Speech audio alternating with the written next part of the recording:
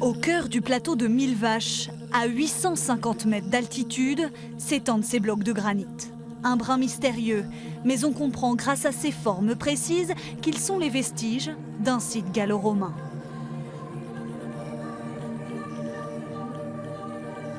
Donc on se trouve ici sur le site d'Écart, plus précisément sur le site funéraire où se trouvent deux mausolées, c'est-à-dire deux monuments funéraires, et chacun abritait les cendres d'un des propriétaires de la villa qui se trouve en contrebas. L'archéologue Guy Lins fouille ce lieu dans les années 70. Il nous apprend que du 2e à la fin du 3e siècle, le seul rite funéraire pratiqué est l'incinération et que la sépulture la plus courante en Limousin est le coffre funéraire comme celui-ci. Le trou qui est ici contenait une urne funéraire en verre dont on a trouvé des fragments. À l'intérieur se trouvaient les cendres du défunt. Et cette partie était fermée par un couvercle qui se trouve là et qui faisait un petit monument. En contrebas se trouve le lieu de vie des propriétaires. Une grande et riche villa, un habitat moderne grâce à son système d'irrigation. Ces canaux de pierre évacuaient l'eau de pluie et l'eau usée passait par un égout. Mais c'est cette cuve qui caractérise le domaine. Donc là, j'arrive à la cuve qui a donné au bac qui a donné le nom au site.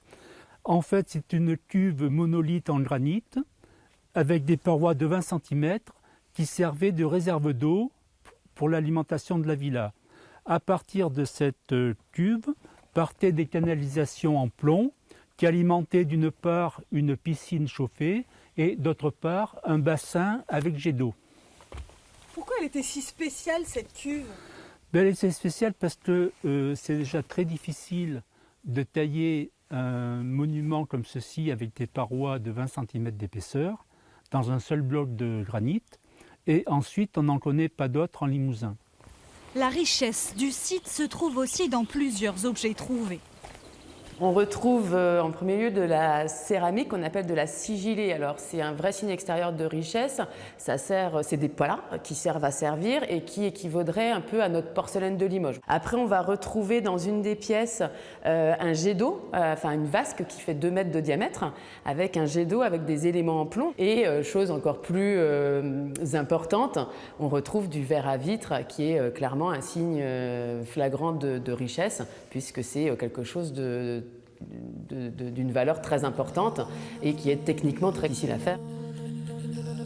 Avec ces 2 mausolées et cette grande habitation, le site archéologique d'Écart s'impose comme l'un des plus importants et monumentaux du Limousin.